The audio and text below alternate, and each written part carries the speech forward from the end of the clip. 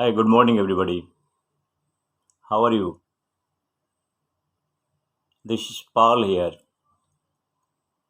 I'd like to thank everybody for very nice response for my MindLab, my last presentation on my vision India, how I see India.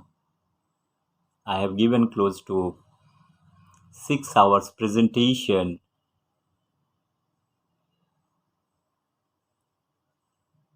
and that presentation I have uploaded in YouTube.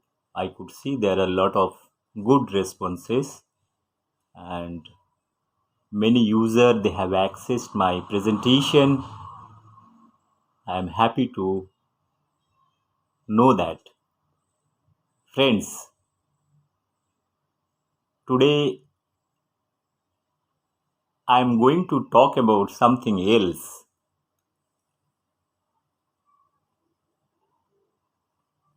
As I have told you my background, I have always the desire to know how the society, the system operates. Very small thing. Probably sometimes we ignore it in many ways. Like you think of you are going to a temple, or you are going to a masjid, or you are going to a church, or you are going to a marketplace. You see people are begging. Many times it had happened in bus, tram, train, your day-to-day basis activities. You are coming with such kind of activities, poor people are begging. So this begging from childhood, when I was very small in my village, I used to see every day. I'm talking about 1970, 80s, when I was a little kid. At our home, every day, there used to be 50, 60 beggars. They used to come and beg. So what my mother used to give little rice, sometimes she used to offer some food or some vegetables, many other things like what are the things available locally. It used to struck me in many ways that why people beg. We used to have a middle class family, we used to have agricultural field, whatever things used to come, we used to be okay with that. I used to ask my mother the same question, why they are begging. So mother probably she doesn't have any answers because she is not that qualified to understand. She used to say probably they do not have the food, that's why they're coming to your house or many houses where they have food.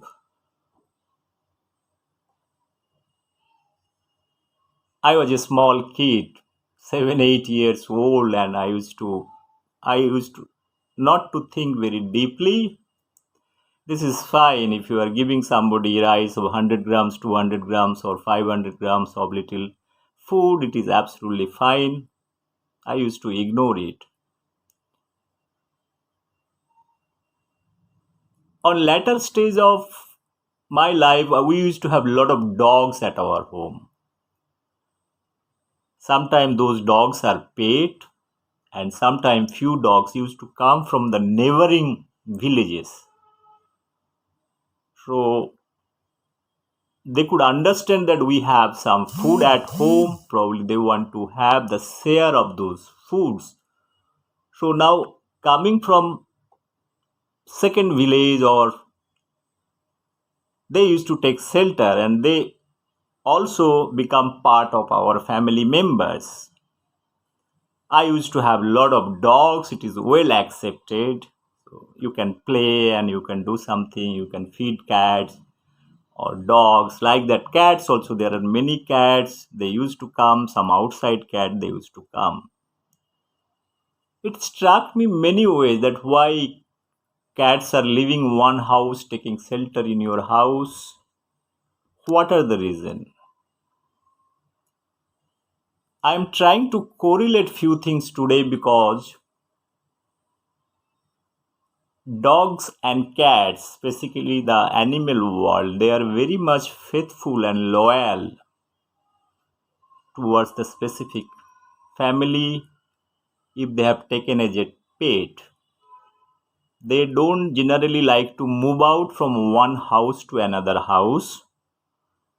What I have been witnessing now, because I have my animal, few cats are there, I am studying their behavioral pattern and emotional pattern. I usually provide them food, whatever basic things are required that I am giving. I have been watching those cats for last 5 months from the day one they born, and they are very much part of the family when they live at my car parking zone. Four cats and their mother.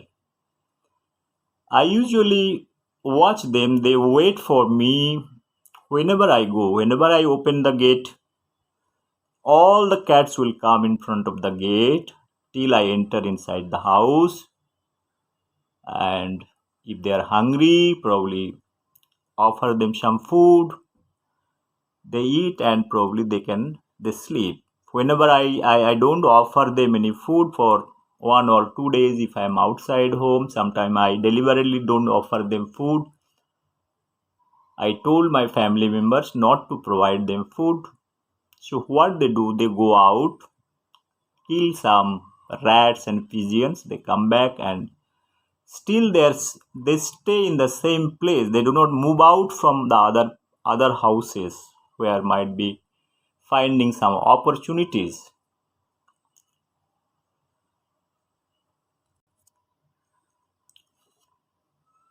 After my 10th standard, when I moved out from my house, leaving a lot of pets, some are homemade, some are from outside. When I joined 10 plus 2 standard, from our native place to bus stand, I had a lot of dogs. So what they used to do, from our home to our bus stop, it is around 1 kilometer. If I have to go to school, and those dogs will accompany till the bus stop, and they will make sure I am catching the bus, and they will come back home. So one day I could see one dog. It was a regular exercise, evening time. So once I am returning from school, I used to see the same dog and used to come back home with me. It is almost 1 kilometer.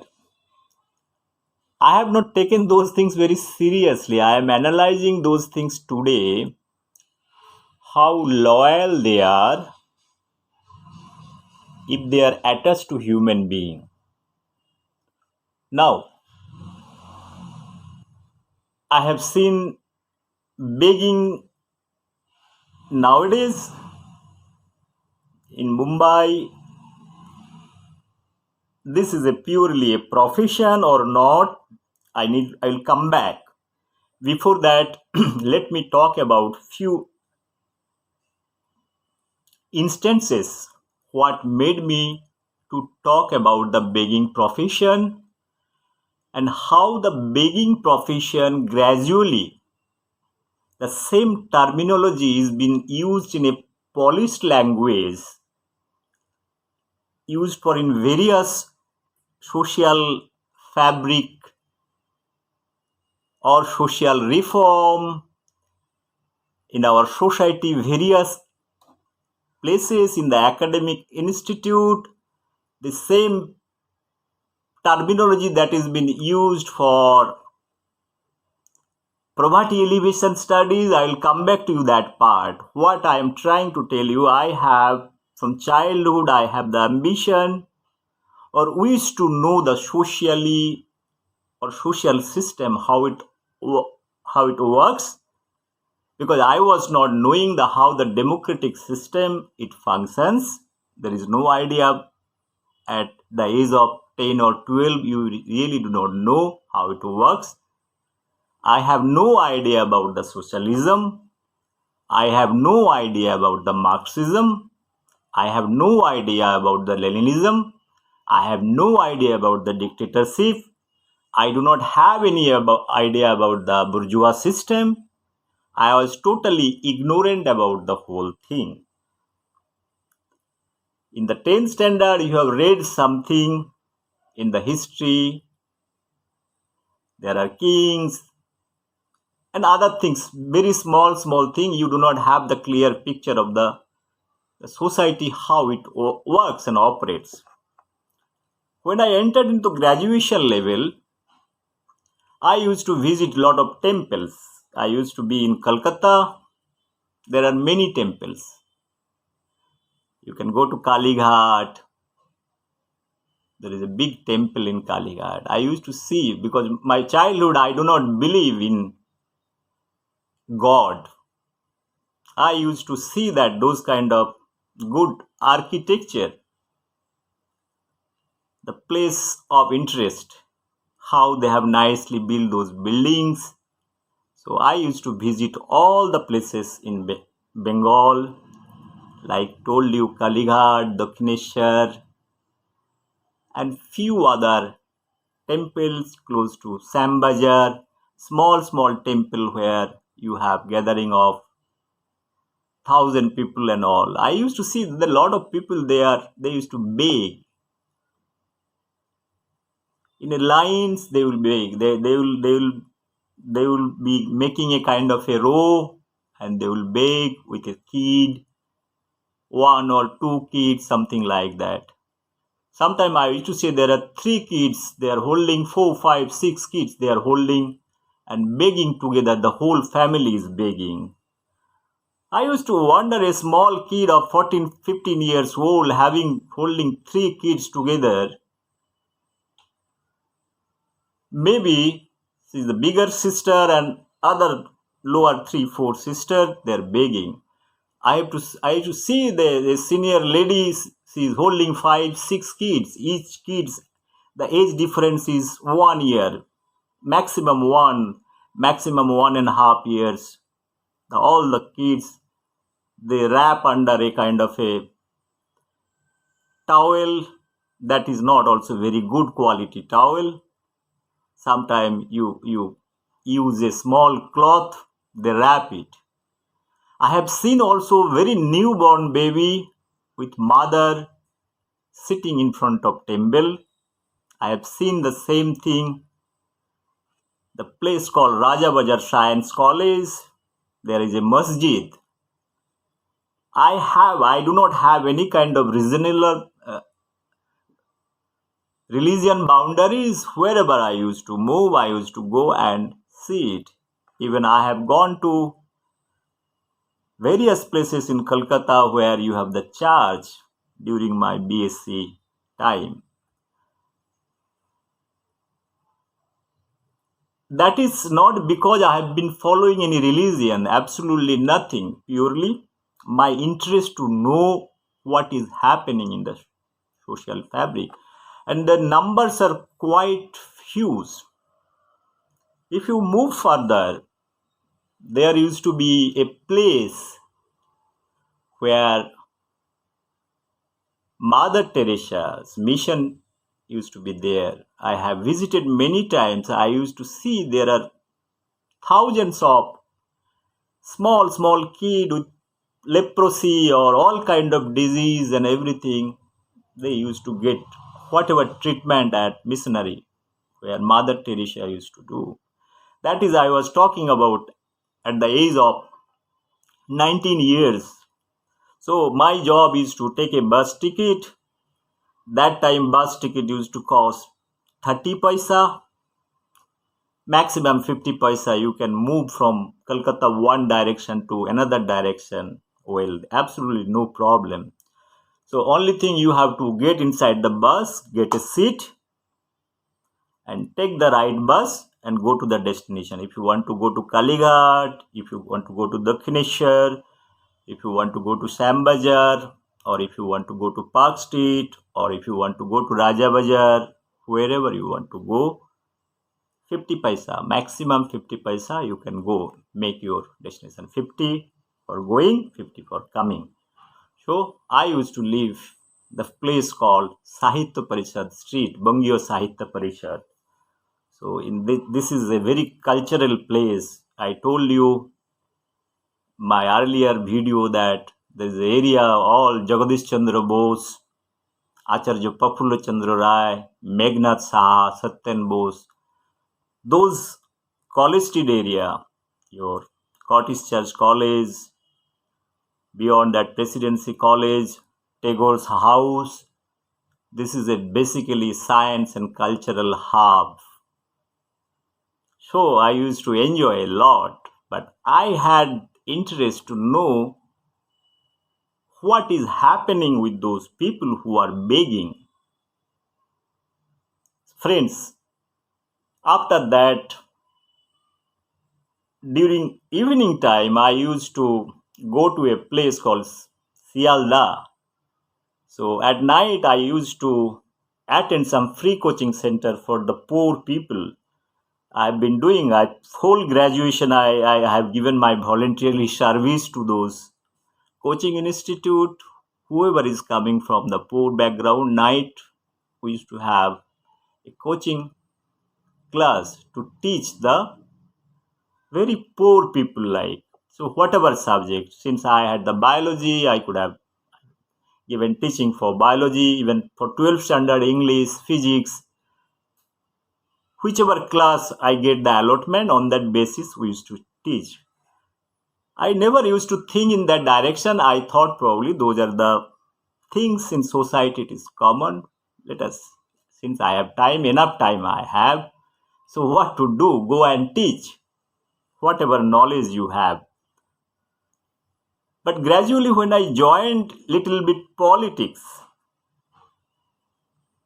I was telling that I was involved in between whatever politics I used to do. I used to have the leftist mind in this mind. I thought if somebody is rightist, you better do the leftist job, so that probably there will be a balancing act. So in that context, I had a lot of association with, at the beginning, with CPM. So I used to go to Alimuddin Street. So job is to what? Job is to meet those great Marxist politicians, that time Jyoti Bose. All those people are used to be there. They used to live in the Alimuddin Street first floor or second floor. They used to have all cabins. Probably Jyoti Bosu, he never used to live in this place, but down the line, whoever comrades are there, they used to live. I used to go and meet them. So my job is like, no, all students. I was a student to collect money. So from Alimuddin Street, if you go further, there is a Park Street. So we used to have a dabba. I told you that dabba is a kind of morning. You go around 10 o'clock with a group. You collect chanda in the name of party fund. Sometimes I used to think this is also a begging. Can I use this terminology, begging? Well, I'll come back to you. I'll try to correlate few things. The job is to, whoever is passerby, asks for the party fund.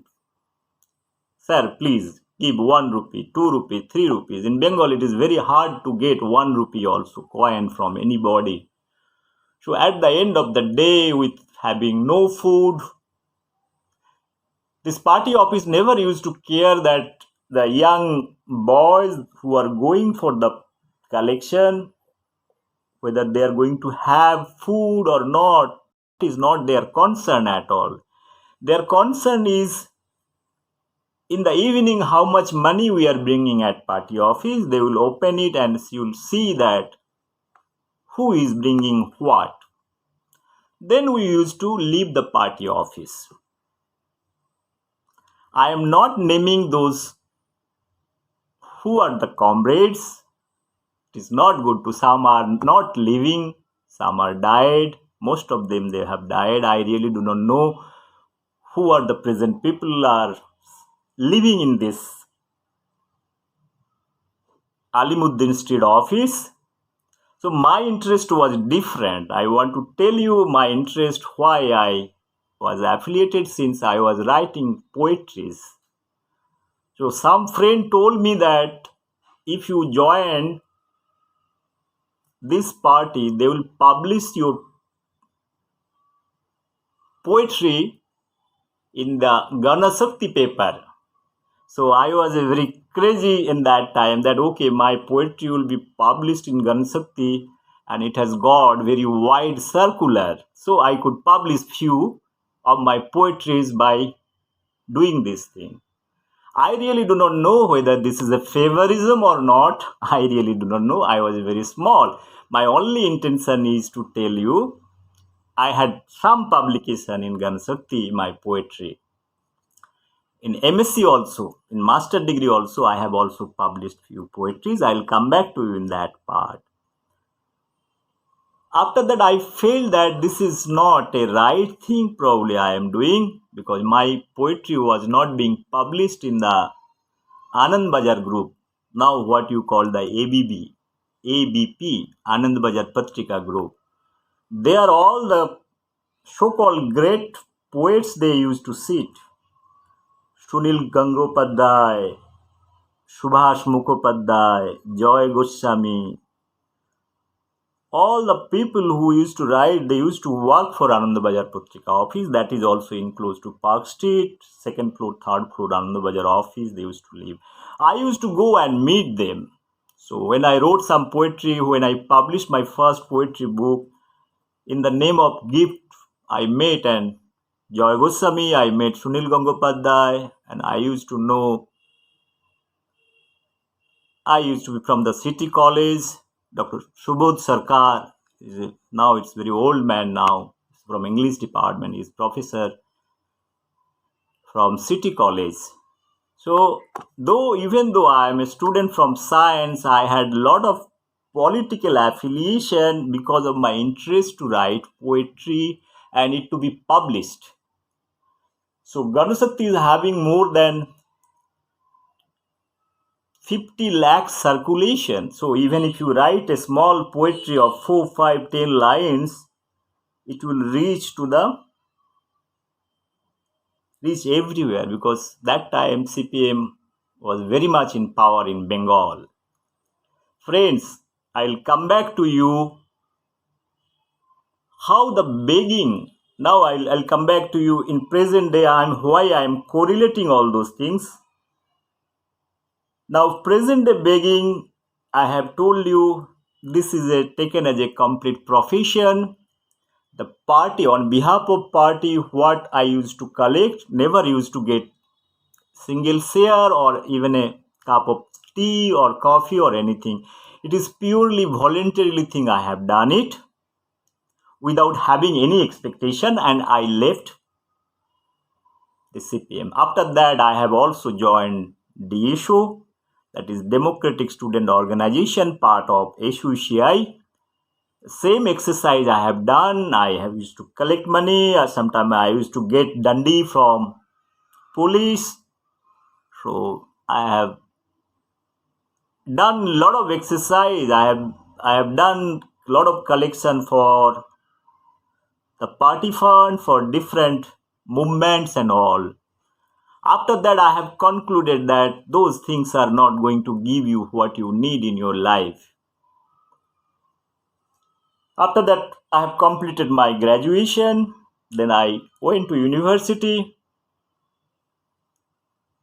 I have seen also there are a lot of beggars around the campus, in the city, wherever you go, you'll see fine beggars. So I have written so many poetries keeping the begging profession and with some understanding why those people are doing begging. Since I am analyzing my two poetry book which is written 32 years back, this is one part, and last after that close to 20 years I have been moving around through my profession. I have been visiting to various temples, not because that I want to have a prayer over there. Okay, that is fine prayer. Starting from your Kamakska temple to down south, Tirupati temple, Bangalore, wherever I have visited close to in Mumbai, there are many big temples. All the places I have visited close to 30 to 40 big temples. I have all the photographs. Some temples I have not gone inside. The reason being, even I have spent 3,000, 4,000 rupees to reach that destination. I have not gone inside because I could see there are general line, first class line, second class line, third class line, ordinary line. If ordinary line has to, you have to pay 500 to 1,000 rupees to reach faster to the God. So I have not opted that part. What I failed, I have returned back. I took my family members also. I told it's better not to enter. If you want to donate something, you donate outside some poor people whom you feel that you want to donate, whatever things, not to give in the Dan Patti. So we did it in many places without visiting, with taking some pictures. This is one observation. Everywhere I have gone, I have seen all the poor people, they are begging around the temple.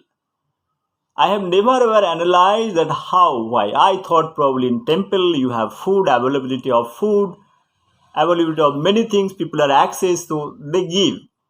People generally give whenever they go to temple. They feel that this is the right place. Probably if you give some money, some.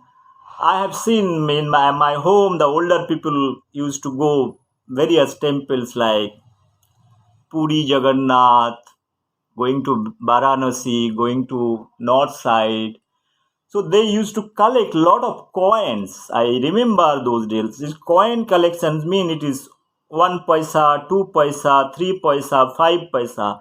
This much coin they used to collect, and they used to go to those temples, and gradually hundreds of beggars there sitting, giving 1 paisa, 2 paisa, 3 paisa, 4 paisa, like everybody. Okay, there is something. Some socialism is there. Probably they have some mind, because human mind always feel that why to give one person. So give everybody so that you have the 5 paisa of 1,000, 2,000, 3 kg, 4 kg, 5 kg. It's a big container they used to carry. Now I am trying to analyze few things, that this begging, there is a class, people are begging, and one class used to think that if you go to temple or if you go to masjid, because I used to move to Haji Ali, I have gone to Haji Valley at least 20 times, because Haji Ali is very close to me, close to my house, around 15 kilometers from my house. You have in Dadar, there is a big temple. If you go a little further, you can see all those places. People come from abroad and all. I have visited. I really do not have any problem of all those things, but I never used to put any money in front of Danpatti. Many places I have seen those Brahmins and who are doing all pujas and all. Lot of BMW cars, all those cars used to be there outside. I used to think that who is owning those cars. Afterwards, I heard those priests whoever is holding all kind of thing. I have moved to Goa also. I have seen many churches, whoever the head of the church, they are holding very, very expensive car. I never used to analyze that how come a priest can have a car of 1 crore, 2 crores, 3 crores. So now in today's realization, I am trying to realize few things, that how a priest can be owner of a car of 3 crores, or for that matter a church, for that matter a masjid, for that matter any other religion. So friends, I'll come back to you with a different topic altogether. Just wait for a minute. So I have traveled almost all India, all the state, all the regional territories, union territories, whatever, starting from Pondicherry to Kashmir to Kanyakumari to Andaman Nicobar Island to complete northeast, all the places I have visited last 20 years. After that, I was living in Mumbai. That is the place I live here. And some incident that struck me for last few years. I have a guest house over here where company people, guest house people, they come, and this is a kind of a PG type. So I have observed few things that my 3-4 years, this is a small setup. I have seen few engineers who have stayed in this guest house. They used to have a lot of stuff, including bags. Some used to come from Delhi, some used to come from Chennai, some used to come from Hyderabad, some from Nagpur. In a room, there are 3-4 beds together. So they used to come and work for the company. One day, I could see one fellow is going to Delhi. This fellow has taken some others a bag, and he packed his material, he went, engineer. So when the other fellow came, he told that my bag is missing.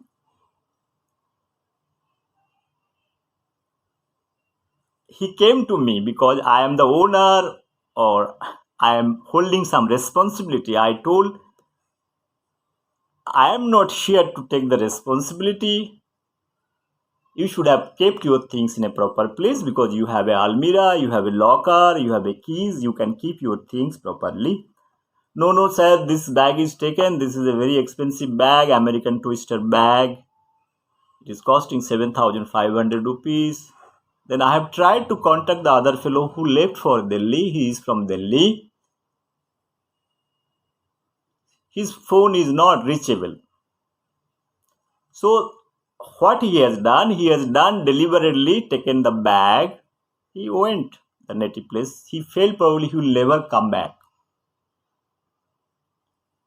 So this fellow who is staying with me, he told, sir, you have to give me the bag, which is costing 7,500 rupees. Finally, I told, I cannot give you, because I was not knowing, there is no evidence. Tomorrow you can tell anything that you have missed 1, 2, 3, 4. You have a costly thing that is also missed. I do not take the responsibility. Finally, this fellow argued, and he brought his mother. She's a bank manager.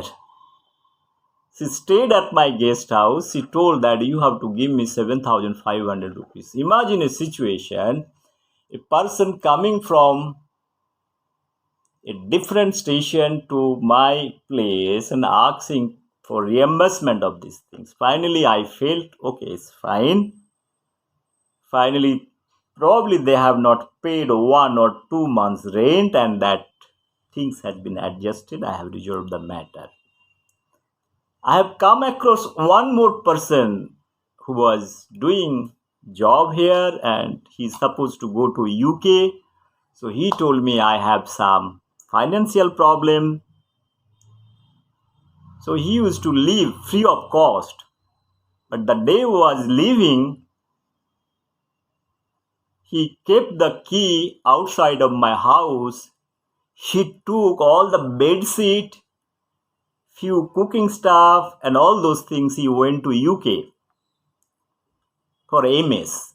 When I have tried to send him mail that I have given you this much opportunity to stay at my guest house free of cost, why at the time of leaving you have taken my bedsheet and few utensil?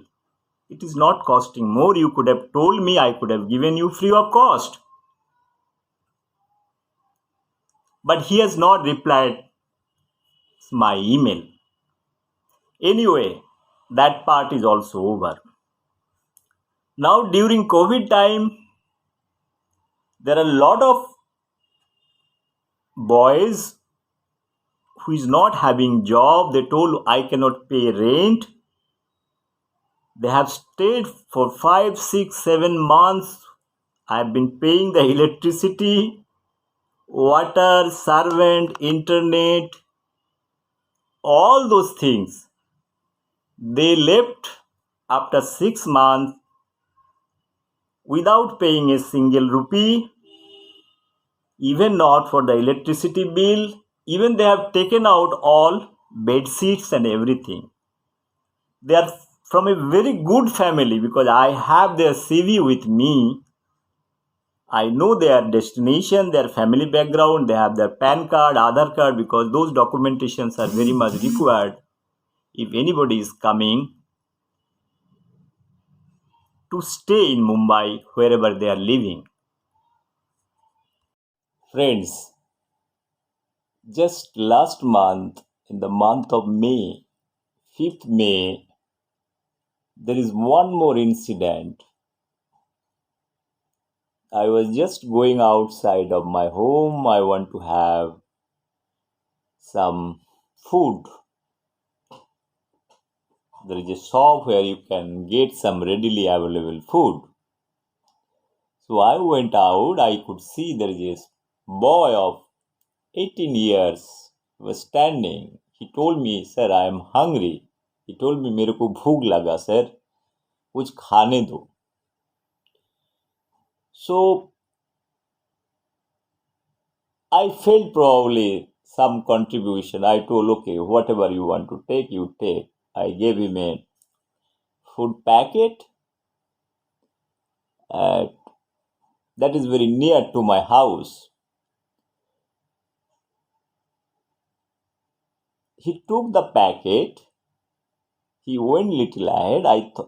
I felt I need to follow this fellow, what he does. He sat in a place close to near to that food shop, the side of the street. He took a small bottle. I thought there is water. So I was watching him closely what he does.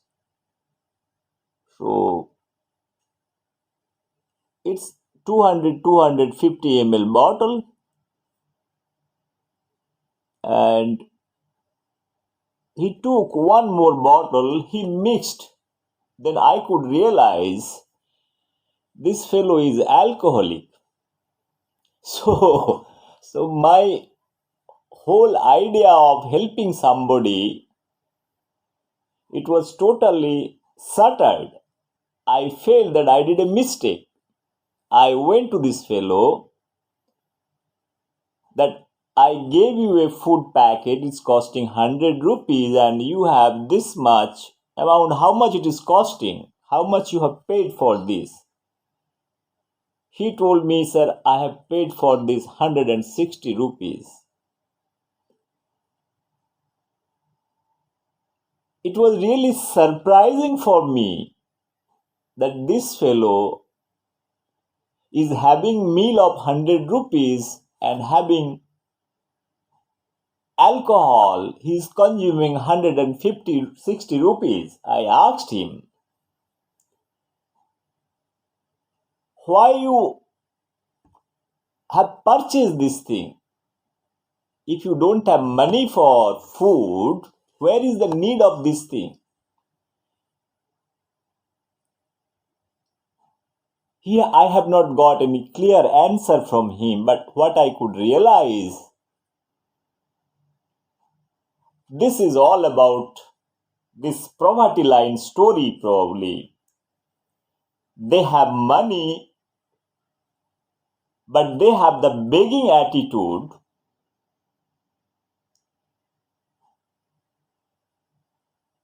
That is what causing the most disgraceful things what is happening in the lower class of people. Again, I will come back to you with this thing. It is a one kind of begging emotionally. You are charging somebody, sir, I am hungry, I don't have money, but you do at the backside this unwanted thing. This COVID has given me a lot of lessons. Again, in the month of May, exactly, it is on the 4th May, the same PG, one girl from where she got the address, at night 11:30 I got a call because there are some phone numbers given for the guest house. She called, said, I need one guest house. I need to stay because I was working for a hospital. They have removed me. I do not have the home. My parents, they have died.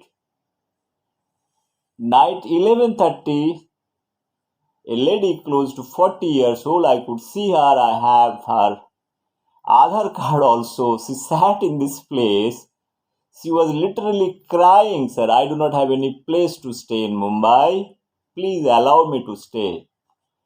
So my whatever humanity I have offered complete one floor with internet, gas, fridge, rice, food stuff, everything I have provided.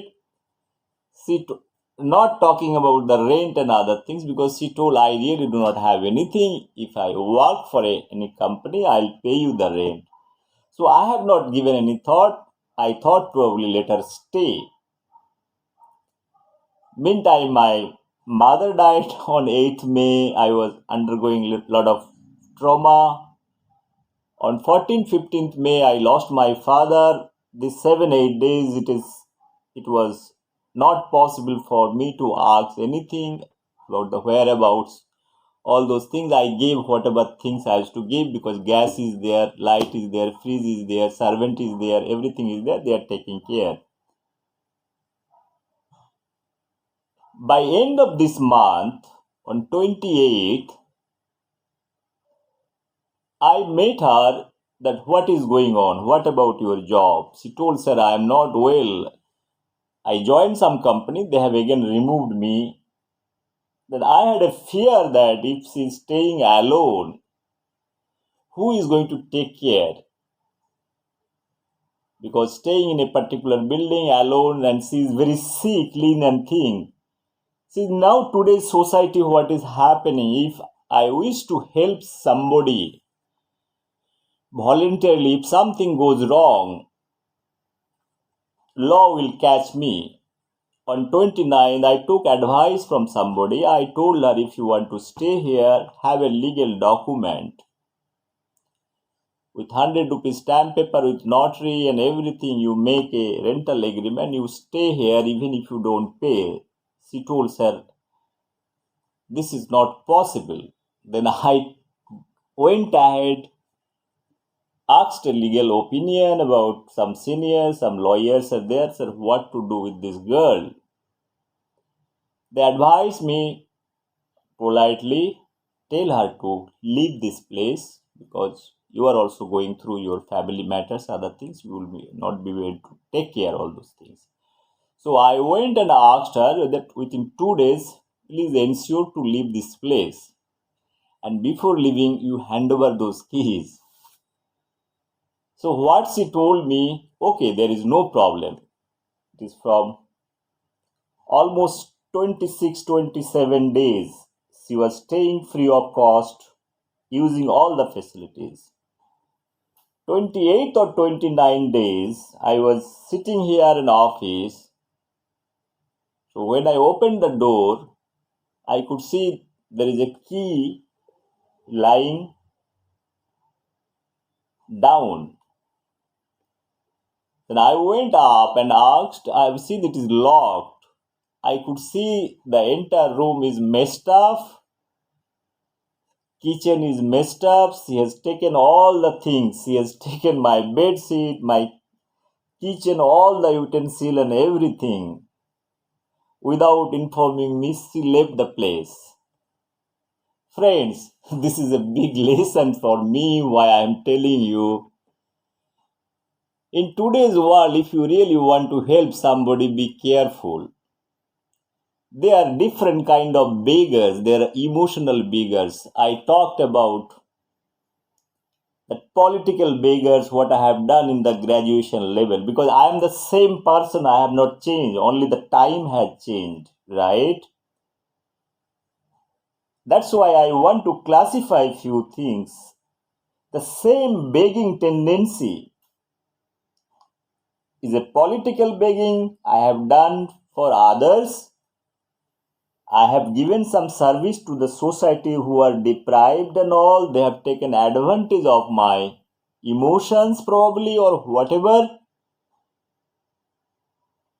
It is also a kind of emotional begging they have done, probably, that if I am not wrong, people can read minds. If somebody is by heart weak, probably they take advantage out of it from the society. One has to be very, very clear about the whole thing. So when I asked about all those legalities and all, that if you have any problem, anything can happen if somebody is staying with frustration, with tension, with no job. Tomorrow, if something goes wrong, I have not taken that much risk. I told you have to leave this place. Anyway, that chapter is over. I am trying to correlate few things. I will come back to you about I have not talked about what is begging is all about. What is the definition of begging? How this begging terminology has been taken as safe everywhere, and probably this is easy way of leading the life. When I say easy way of leading the life,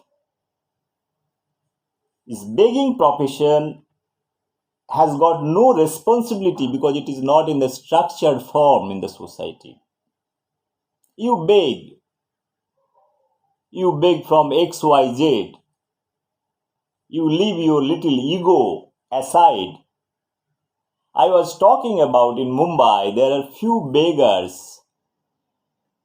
It is totally commercialized. I will come back to you. Let me explain to you about the greater dimension of this begging profession. Probably I will take you the evolution of begging into the modern day begging, how in economic science people are doing begging, and they are publishing so many things, getting that begging as a profession, and they are highlighting that begging is a good thing. I'll tell you those part, and people are getting Nobel Prize too also. When I'll try to correlate and explain, this is nothing but begging at the end of the day. We are not teaching our society that begging profession is good, bad, and what are the drawbacks, not doing all kind of exercise, but we are trying to bring those begging in the poor class poverty, poor people as a beggars. They are the resources. By utilizing them, you are making a lot of theories, and those theories you are selling in a publishing a book and getting Nobel Prize. This is a very interesting topic. I want to conclude in a certain way so that you will understand how begging profession is embedded in our society for thousands of years. I'll talk about the world, how the begging profession has been taken place. Either it is in Christianity, either it is in Muslims, or world, how total homeless people, how these begging professions also given an opportunity those people to earn easy way of money, and how they have contributed in the population industry, what you call the human index. That will give you the real insight that how this whole world is going through so much population, who are contributing, who are the major contributor of this total world population. I will come back to you. Please wait for a minute.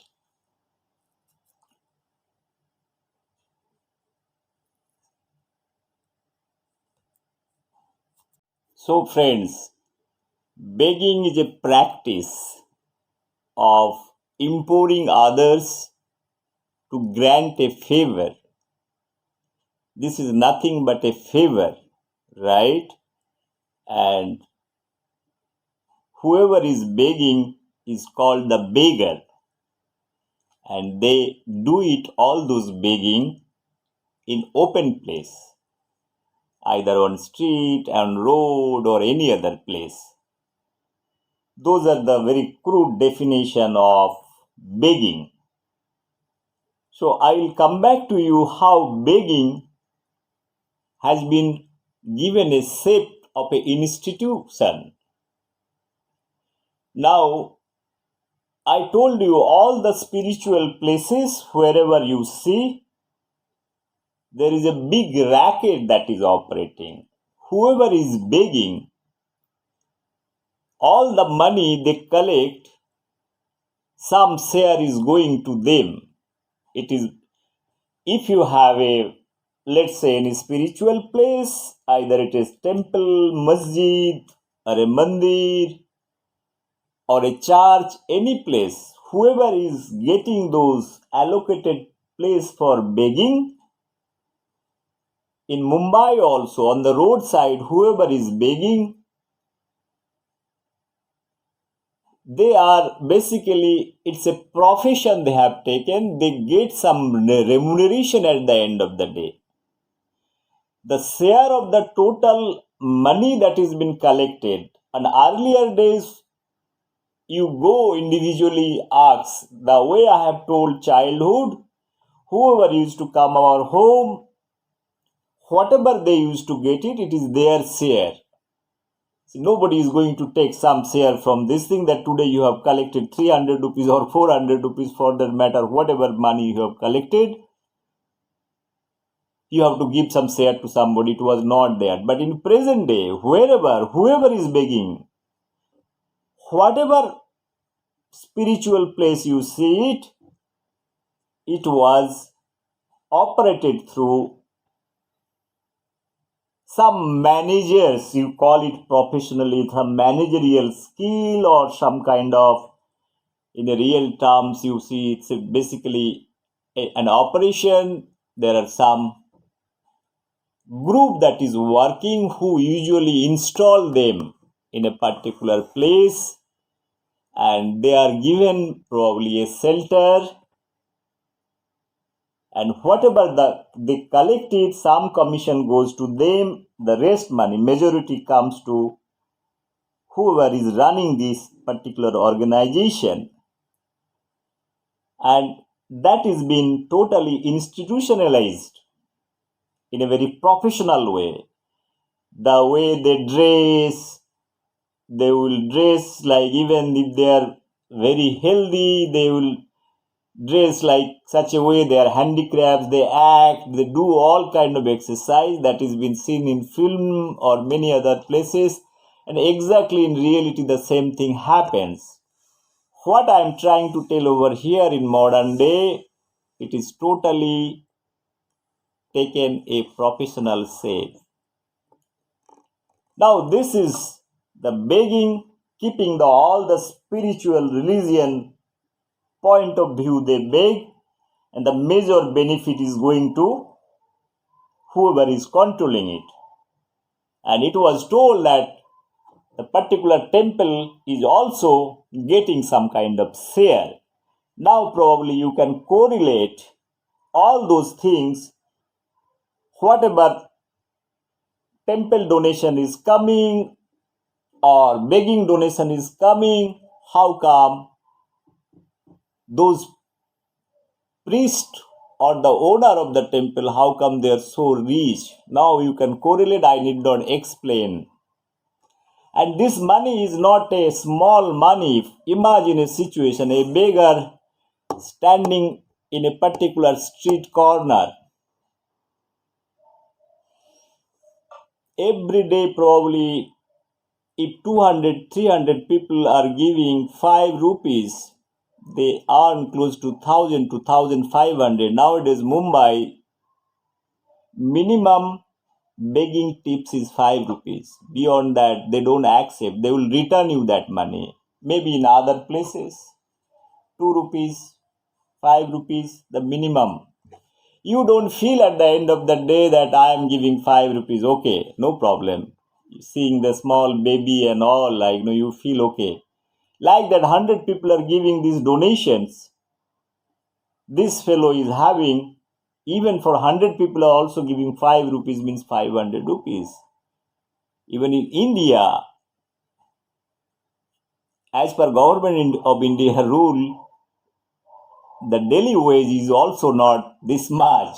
This is a very interesting thing. Why? Many times it had happened, I asked out of interest, curiosity, whoever is begging, I told, can you work for my home? Their answer is simply, sir, no, we cannot work. If you want to give something, you give, otherwise you forget it. What it means, begging is a freelancing job without having any responsibility. They know even if they can beg 50, 60 people, even they get 5 rupees also, they have enough money for food, even after giving the commission to whoever it might be. Friends, I'll tell you a different kind of begging altogether. Nowadays, there are n number of call you might be receiving. What kind of calls?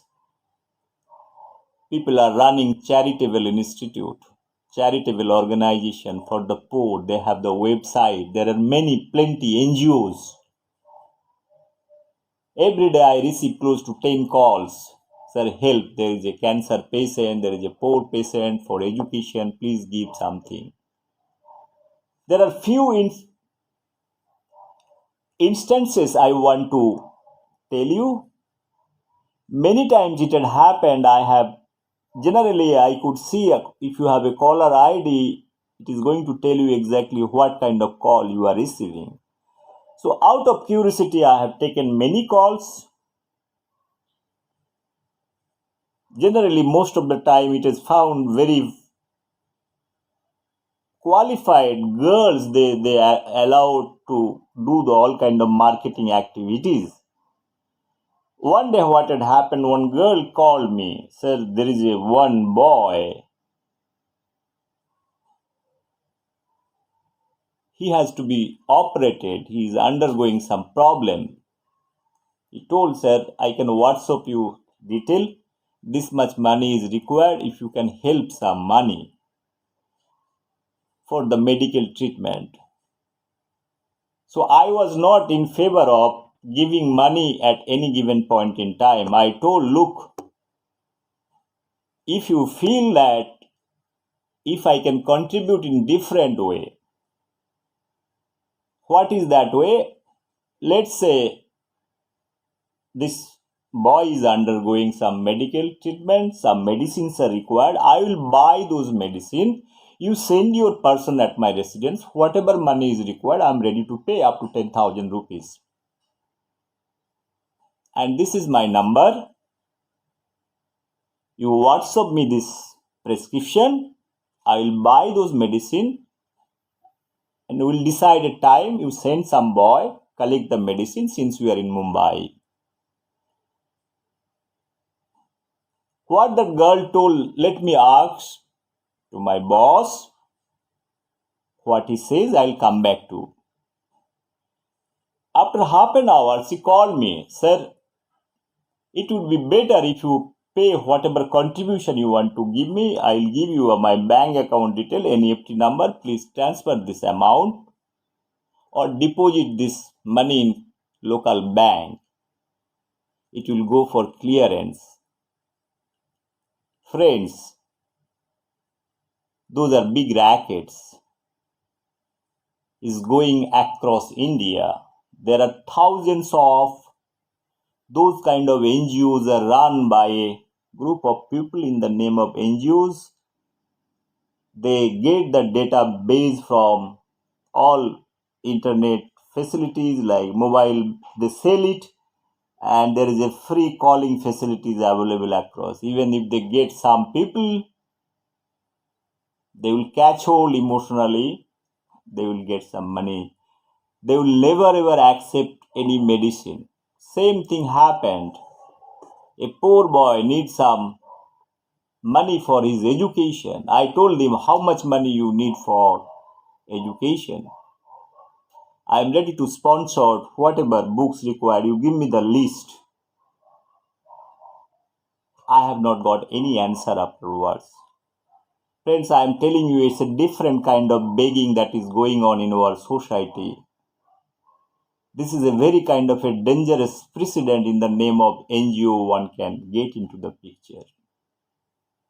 There are many websites I have seen. My family member told that this is the website, nice things are available. Why don't you purchase certain things in COVID time? I punched my credit card.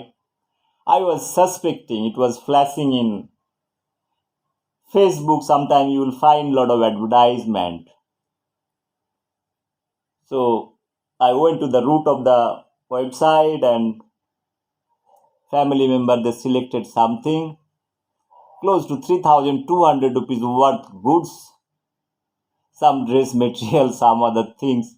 So I punched my credit card. Friends, till date we have not got whatever we have ordered. What I am trying to tell over here, this begging has taken lot of dimensions over here. Here, people are using emotions, making good website, good everything. They feel that if they can emotionally charge something very lucrative thing with a moderate price, finally once they receive the money, you cannot trace anywhere. This is a kind of way begging is going on. Those beggars they are intelligent beggars. I feel sometimes the beggars are more intelligent than the ordinary people like us. They fool us. So friends, this is going to be very, very interesting thing. I have not come to the global, how the begging entered into our society like a cancer. I'll come back to you. Just give me 1 minute. I'll come back with some information inside of the begging, what is prevailing across the globe at older days. In China, the Ming dynasty, before this Chinese democratic government 1949, before that, there is a King dynasty. There are n number of beggars used to be in Beijing, and with a high freezing temperature because of the pain, because it's a king never used to feed their lower orders. So they used to suffer a lot. So they used to consume arsenic to release their pain. That is what the history says. And some who used to beg, they used to give copper coins to the dynasty. So they used to get little shelter. This is all about the Ming dynasty. In India, from the Mendelian period, 3,000, 4,000 years back, begging is a profession.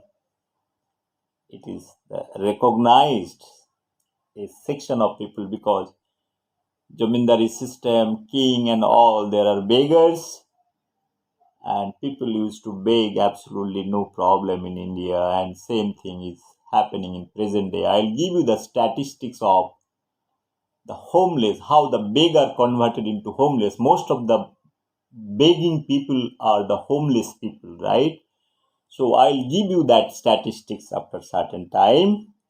So this is the India scenario, 10,000 years history. If you see it, begging, this is a profession. This is embedded part of our system. It is basically the ecological pyramid at the lower level. You will see so many beggars. They don't work. There are free molecule kind of thing, or free molecule. Sometimes it binds with some association, organization. That way, I told you in modern day how in India things are operating. They are nothing but the beggars in an organized form. They have taken a kind of a organization, social organization name they have taken. In that name, they have recruited some people. They are operating, calling, discussing, helping, giving emotional thing, emotional torture to the common people, whoever they find it. It's a every day 100, 200 calls, randomized calls. So somebody will be emotionally charged and give money. There is no problem. The point what I want to make it, India also begging, this is a profession. It's a very, very common because of our economy. Many things. I told you 5,000 years history. If you take it, this was a tradition that is going on and well taken by the society. Whoever, whichever way people can help them, they have helped it. And modern day, this has taken a kind of a organization shape. In Europe, especially during 16th century, Renaissance time, 16th, 17th century, whole Europe begging is a common profession. So in Britain, begging has not taken a very serious way. They used to have a lot of restriction of begging because they are very cultured. You cannot openly beg in roads or anywhere, and for that purpose what government used to give some money. You have to work very huge amount of work with less amount of money. So in that time in Britain, this has been very common. Friends, I'll tell you how this British, they used to treat their own people that time. And from 16th century onwards, if you see the set of British people, how they have ventured out across the globe for begging in the name of economic aggression. They have reached out various countries, all under British rule. That history, 300-400 years, are very interesting. Those people, that British, actually in the name of East India Company, they have come to our nation, and we know the history, how 300 years, what kind of begging they have done. If you see the Muslims, whoever have invaded, not because they have loved India, enter Mughal, Shah, Hun, Dal, Pathan, Mughal. Even though Rabindranath Tagore told Shah, Hun, Dal, Pathan, Mughal, Ek, Dehe, Holo, Leen, those are all false statements. Friends, what I want to tell over here, their only intention to attack is a higher order of begging. For that purpose, they have taken Indian citizen in confidence, a set of people to do the begging as a profession. The East India Company has spread across, they have ruled us 300 years, and whatever things they have taken all those things by sea. It's a possibly the first time in a very organized way of doing the begging is certifying the things as a begging as a profession that British has done it. Entire thing. Whatever things are happened in Israel, your India, Pakistan, Bangladesh partition, whatever wealth resources was there, Australia, South Africa, all those places, New Zealand, all those places, if you see the white people there, the basically the British people. So some of the portion is America also. So British has taken a very kind of multi-dimensional shift in the name of business. They have spread their begging exercise, begging and political in the name of spreading Christianity or whatever you say. The Portuguese also came to India. Not because they love India, they felt something many hundred years back that there is something is there, great thing is there in India, and that has to be extracted or exploited. So Mahmud came to India many times. So in the part of Gujarat, how many times he has destroyed the temples? The wealth was stored there. So India was not a poor country. So even though we have highlighted many times that India is a poor country, those people have come to India to reform this India, to make this Indian people to become civilized, what British has told. It's a wrong thing probably they say. Again, different kind of history, different kind of propaganda that is written and that is been fed to us. Friends, to give kind of a institutional shape this begging profession, British has done a great service or disservice to give education to few sets of people like Brahmins. They have been awarded Rai Bahadur, Rai Chaudhuri, all those big awards. So they are grateful and thankful to the British, and they have ruled indirectly to the lower order of the people, and they have indirectly forced them to do all kind of begging. So they have also done begging, and they have literally given people and went to a down poverty line. So this situation is very kind of tricky. Now it is coming out to be very cocktail kind of situation, I told you. India was not that poor. India has got the history of 2,000 years. If you read the history, we are a wealthy nation. Those mines, I told my many lectures talking about the world history, that how British has played a very different kind of role in terms of shaping. They had a very long vision planned for the whole Asian countries or Africa, many other countries, Israel, the split of Israel, split of India, it is a very similar kind of nature. They have done it very deliberately.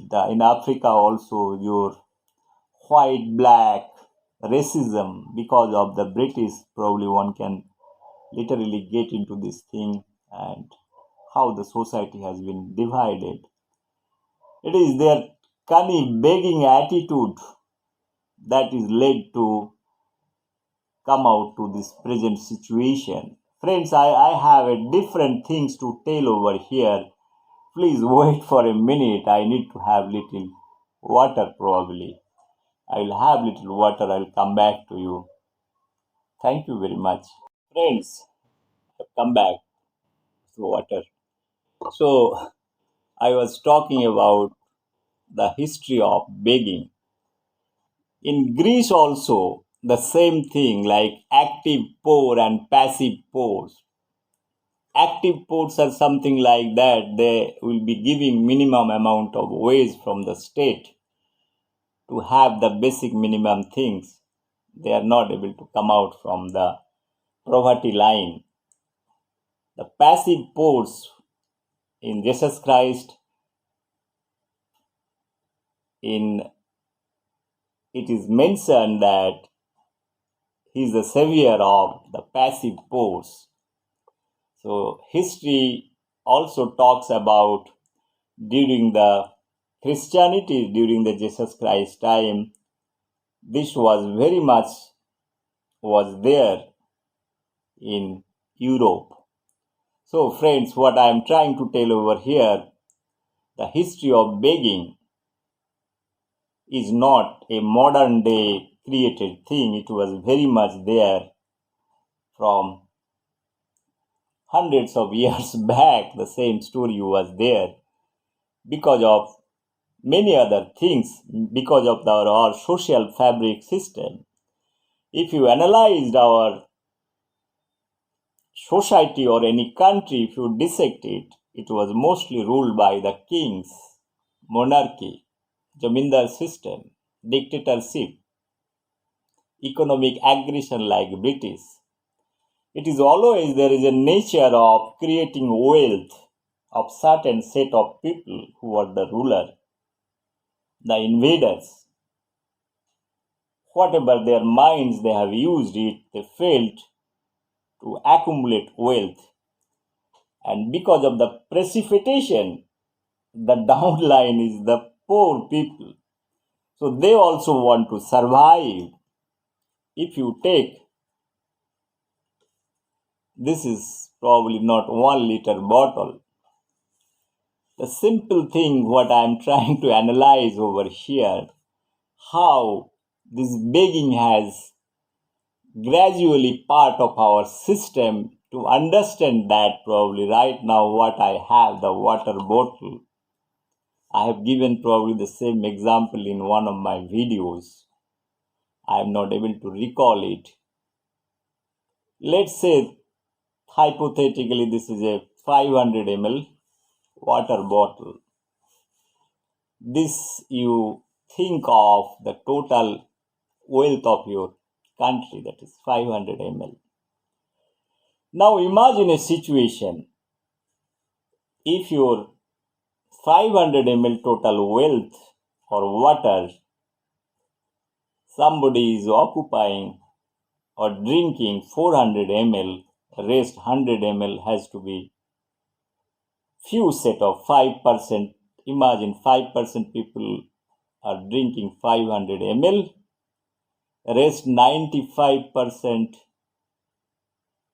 population is drinking 5% water. What is going to happen? This portion, that 5% people is drinking 80-90% water, will be much more in a comfort zone. Rest will be in a very distressed condition. The distress stress, I have studied the stress biology. Now I am coming and trying to give a little biological understanding of the whole thing. In normal, in nature plants, how they live in summertime, there is a scarcity of water. Lot of plants, they shed their leaf during summertime just to survive and withstand that summertime.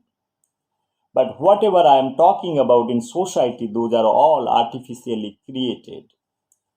Because of certain set of people having the tendency to accumulate the maximum wealth of that particular state, sometimes they go out and hunt Like that, I told you in childhood, I used to see there are a lot of dogs and cats coming from outside to somebody's house. They are purely coming for food, but if you little understanding if you give it, it is probably for the aggression. Now, human mind, like no human is, the dogs might be coming for the basic food and all. Now, if you imagine that people are crossing one country to another country and attacking one country, people going to another country, invading and doing business activities, it's nothing but a begging activities. So the more you beg intelligently, the more wealth you generate. This is a, in civil society, this is an organized form. But if you see the poor people, for their terminology, they are worried about only the meals part. That economic aggression, in a greater sense, all the division and whatever things can happen in order to fulfill only one achievement, to extract more wealth. Even I told you the partition and other things that has been happened because if you try to allow to fight these lower class people over here, the more advantage you get it. They will keep on fighting. They will keep on fighting for hundreds of years in terms of religion, in terms of inequality. They will keep on fighting. But this cream class will be remain untouched. Now, friends, I'll try to analyze how our democratic value system, political system is trying to give all importance towards one class. Certain set of people, they are getting all kind of advantage and they have been told to take care the lower order. Now, whatever things are happening in India, I am not naming in political parties. If I want to name, let me be direct. In Bengal and few other states, what is happening exactly the same philosophical way it is operating. The operation is very simple. You don't need a rocket science to do it, or you don't need a rocket or be an economist to understand the whole thing. Simple operation model.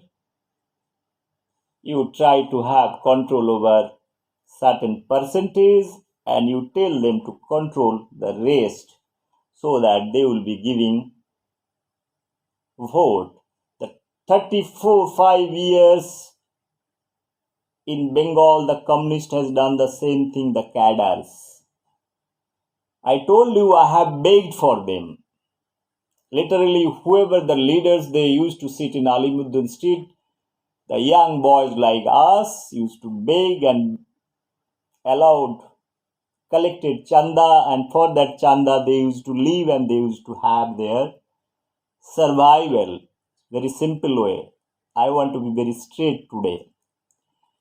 You cannot expect from them, those minds, those communist minds, you cannot expect from them to have a broader thinking of industry or industrialization or any other things because they are getting food. They are very happy. As long as they are getting all those things, they are happy. That's why at the end of the evening, they usually ask how much things you have brought. Like that, hundreds of cadres, you say, used to have thousands of damba. If you go to Alimuddin Street, if you will see thousands of small iron dabba with a tag. Let's say if you want to bake, you will be giving a tag number with a kind of a particular identification, and evening you have to surrender that thing. So this is one part I am telling, because higher order, I am not naming, they are ministers, they become ministers, they become Politburo's members. So they have ruled 35 years. I have seen Bengal very closely. So I have understood the interpretation or their philosophical understanding, I could read their mind easily. Those are the people probably they are doing politics, they are showing in front of society one thing, one face, but actually they do not like to do any kind of development. Last 35 years, no development has been taken place in Bengal. Bengal is surviving because of Bengal and Kerala is the only state, probably the Land Reformation Act that is implied. So even for the poor people, they have a more small piece of land. They do agriculture. Most of the people are involved in agriculture. Very few percentage, 2, 3, 4% maximum, they are into the industry and any other activities or teaching or any other profession or private job. That is maybe 10, 15% if I total it. Rest 80, 85% people are involved with agriculture. They are not worried about what politically is happening. So in Bengal politics, what is happening, the whatever infiltration is happening because of the emotions, we are telling that all those emotional things we are punching. There are millions of immigrants or coming from Bangladesh, coming from Myanmar, Rohingyas, all those things, they are given entries. Those entries are percolated in the deep of Bengal. They are spreading across. Coming to Mumbai. In Mumbai also there are lakhs of Bangladeshi they are living. They have got. In India, getting a citizenship is a very, very easy thing. And a certain class of people with a very calibrated way they are allowed to come inside India. And this number will be going few millions now. Close to 4 to 5 millions. I have seen a parliamentary debate that total people who have entered inside after 1947 or after 71 when Bangladesh was separated because the economy was bad, all those people have entered inside because of this border very easily. By the exchange of goat, dog, cat, you can give and come back. Give 100 rupees, you can cross the border. The same philosophy, the political identity, emotionally using in the name of human rights. That is a very dangerous precedent. I have told in my various lectures that you have a separate country. You have to act like Israel. You have to first protect your own country's interest. Otherwise, there is a danger thing is coming. Whoever, let's say whatever extra people are coming, they also have to be given shelter, accommodation and everything, education. They are also multiplying. Their number of kids are much more than in a very normal decent family is having 1 or 2 kids. They are having 6 or 8 kids. You see the mathematically, if you are not able to, if you are able to draw a mathematical calculation, you know what is the multiplication rate that is well understood. I told you how the population dynamics in India, those things are impacting now last 70 years. This is going in Indian core for last 70 years. Our political system is not able to understand all those things. They understand all those things, but they are doing it because of the vote bank. As I have told my earlier lecture that if you give them food, shelter and everything free of cost, that freebies concept is coming from there. If you give them the basic thing free of cost, their gratitude for voting, they won't understand the whole thing for the nation, which direction it is moving. Only thing, if you are feeding somebody, they will be obliged to serve whatever command you give. Exactly the same thing is happening in Bengal. The population also is increased. The intellectual communities, there are silence. If you see, there are a lot of silence. Nobody is able to speak. On top of that, there are economic theories that is imposed. I want to come back to that. There are 2 Nobel laureates produced, so-called Nobel laureate. even though I have told in my various lectures, those are not the Nobel Prize. So there are two Nobel laureates that is coming out from our same society. Dr. Amartya Sen, Dr. Abhijit Banerjee. One is 1998 for his poverty line theories, whatever books he has written. He is treated as a very intellectual. He has got enormous work and enormous contribution for development of society. Sorry.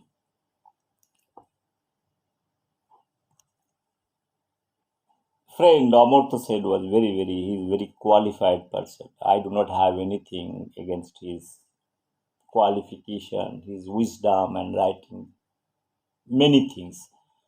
So I am not in a position to criticize him. I am talking about how his theories, what he has proposed without thinking anything. He has proposed the poverty elevation. He talks about, as I have told you, this is 1000 ml water. He talks about 200 ml water, that is the poor people that is going to drink.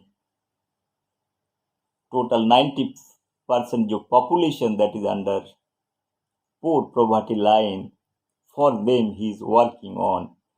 He has given many theories. His theories, a number of theories. But my simple submission, whatever books he has written, I have gone through the summary of what he has written.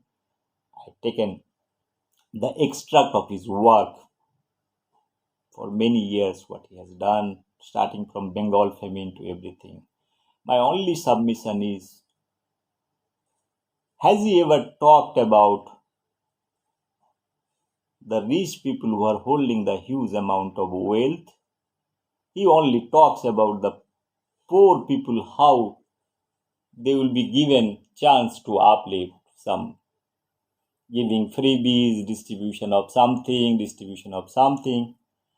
But if you see, as I have told my another video, that to understand economics, you don't need to be a Nobel laureate. It's a very simple thing. In one theory, you can complete the chapter. What is that? If you have the wisdom and say clearly, right? Again, I am repeating, if this is 1000 ml water, if it is the total wealth, if 1000 ml water has to be served the society, is a simple formula. You divide by number of people and distribute proportionally. Nothing a big mathematics is required, or no statistical analysis is required to analyze it. In order to do that, we had many opportunities to do that. In our constitution, when we got freedom in 1947, Dr. Ambedkar has proposed the same thing, 10%. The lower order, scheduled caste, scheduled tribes who are poor, they are also beggars. Simply, if you crude terms, if you analyze it, they are nothing but at initial level. They didn't have money or anything, except begging probably. It's another profession, they cannot take it. So Ambedkar has tried to uplift 10 years, given a chance to give a chance so that they can come to a level playing field. What is Amartya Sen's theory is different from what he is proposing. What Ambedkar said is told 1949. There is no difference. Fundamentally, there is no difference from what is written in the Constitution. 10 years, okay, we have not, because it's a temporary provision that is made provision. Amartya Sen has never, last 40 years, he has never ever made any kind of temporary provision. Always he talks about the poor people. So poor people has to be given free of cost. I told in my back, whatever it is, if you try to give those poor people free of cost, they spend their money in a different way, in alcohol, bad habits, all those things, those freebies. When they get those easily, all those things, this is not acceptable. Practically, I have experienced that part. I have studied the animal behavior also. I told you I am doing an experiment where I have seen that animals, if you give them food, enough food or something like that, they are lethargic. Their mind doesn't work. In order to do that, probably Amartya Sen could have given a different dimension how Indian Land Reformation Act till it is not been implemented last 75 years except Bengal, Kerala, some other places. Still in Bengal it is not a very complete thing. At least they have implemented. That's why Bengal is surviving. Otherwise, no industry, no job opportunity. People are still surviving because of the strength of agriculture, strength of Land Reformation Act that had happened. Otherwise, it was not possible in present situation. With no industries, nothing. People are moving out from Bengal. There are millions of young engineers, doctors, all are moving out from Bengal. Amartya Sen theory never ever addressed those issues. Can Dr. Amartya Sen tell that where his theory has been applied? If he is having so many theories, so many awards, where is applied? Can he tell that this is the place he has applied his theory? He talks about the Bengal famine. Bengal famine in 1940-42. This is purely based on artificially created. Because of the Jamindar system, they have hoarded. In British Raj, they have also played a lot of roles. The common people have not got money. They died because of starvation. if, a, if a particular thing is created artificially, is a purely artificially creation, this Bengal famine is nothing to talk about. Otherwise, there is a drought also, there are environmental impacts also was there. But most of the things impacted the Jamindar system. He knows it very well. I am requesting Dr. Amartya Sen why he is not altering to implement Land Reformation Act that is passed in Parliament. Where is the problem? He can speak on that. Or if he feels fine without Land Reformation Act, his poverty line theory will be applied. Even if you take, I told you again, I am repeating again and again, if 1000 ml water, Indian economy, if you totally understand somebody, your 80% wealth is captured by 10 to 15% people on an average. If 80% wealth is captured by 10 or 15% people, rest 85% people are enjoying only 20-25% wealth. So where is the question of equilibrium or homogeneous condition? Your economy, your poor will be poor, your upper class. You have to ask question. Until or unless we ask question, the right question, at least nobody is telling you to implement those theories. Even whatever you have written, those theories are not applied anywhere. So where is the problem of not writing at least? Where is this problem of not writing the infiltrators, whoever is coming from Rohingya and all from Bangladesh to India? Have you ever told your nationalism doesn't bother you? You don't feel yourself a nationalist, or you feel that you have a dual citizenship. That's why that is not important. You are very safe in US. Where is your voice, Dr. Amartya Sen? I want to know being as a citizen of India.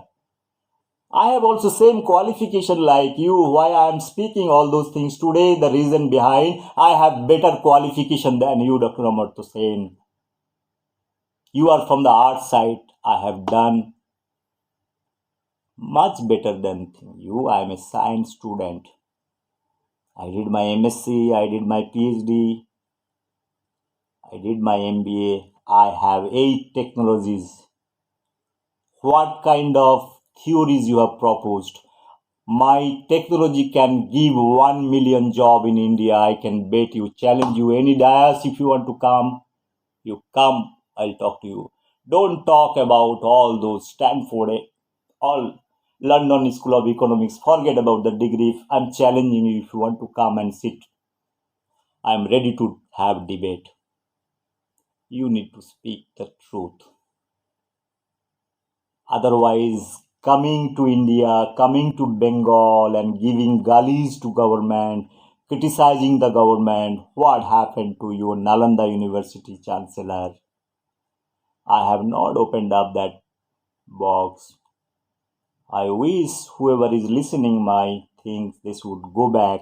What kind of appointment has done in your time? How come all kind of bad elements enters in your chancellorship? Nalanda University is objective, you know it, and you let. I do not feel that you have minimum interest to serve this Mother India now. You are doing all kind of damage. Intellectually, you are damaging by using your power, knowledge, and wisdom because you are a Nobel laureate, but you are not a Nobel laureate. You know it well. Please, you read the original document of Dr. Alfred Nobel, his will paper. And when economics Nobel Prize came into the picture, in the memory, it is clearly mentioned in the website. It is not the real Nobel Prize. And his will paper not included the economic science. It is included in 1969 by the Swedish bank. Is a Reserve Bank prize in the name of Alfred Nobel. It is not the actual Nobel Prize, it is mentioned. But in India, we all respect you. No problem. But please respect those poor people in India, your knowledge and wisdom. That is my concern. Don't fool around. You have been fooling us for a long time. It is your wisdom probably, but I failed to tell you today. Because I have been deprived in India to get a simple job. Today, whatever I am speaking, because of my capabilities, my understanding, I have struggled. I have every right to raise this question.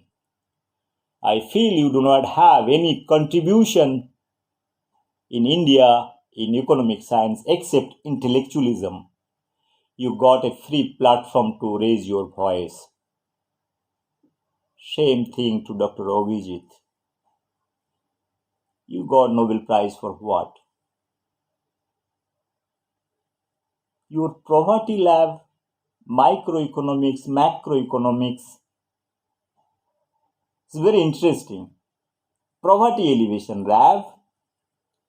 No. This is simply poverty elevation lab. There is nothing lab called poverty elevation. You cannot elevate poverty sitting in a lab. I know your IJPAL foundation. You are one of the founder member of this thing. You are holding very big position. Your agendas, I have also read it.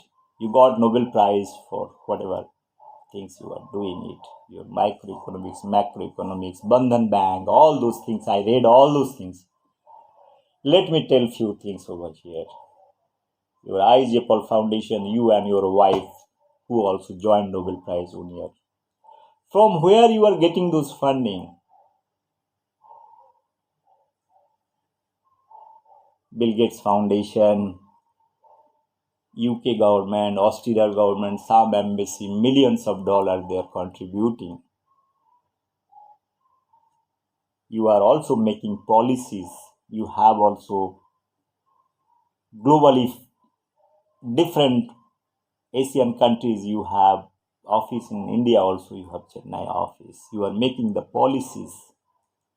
I have seen your entire website. I have gone through each and everything. You have marketing executive, policy maker. Why do you need marketing executive? Can you tell me, Dr. Abhijit? Marketing executive for poverty alleviation? What is the role? Business analyst? I can keep on telling all those things, and their salary is close to 1.5 lakhs, 2 lakhs, 3 lakhs rupees per month. And those monies from where coming? All the big people who have contributed. I do not have any problem. But my only problem is there the marketing. Dr. Obhijit, your foundation doesn't need a marketing guy to do all kind of marketing or sales guy to do all those things. Is it for the bringing funds?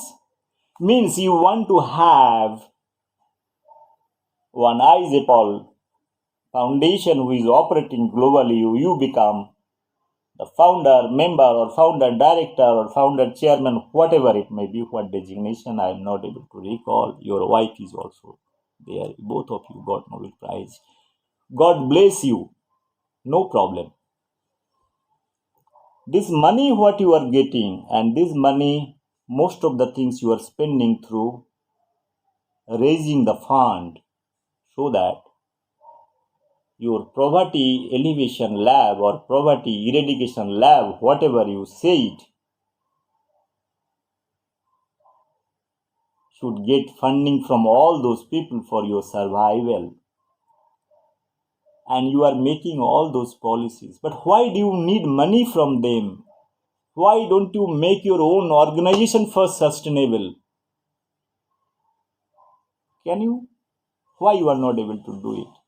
Why do you need a marketing people to do that? Which means your objective is not very clear. The policy what you are spreading on different issues is also not very clear. Is it not the same begging philosophy I've been speaking for 2 hours? You beg from the big industry house, big contributor, and to run the poverty lab. So you are thinking about the comfort zone of your own organization over here. You are not able to make it self-sustainable. What kind of training you are providing to the poverty lab?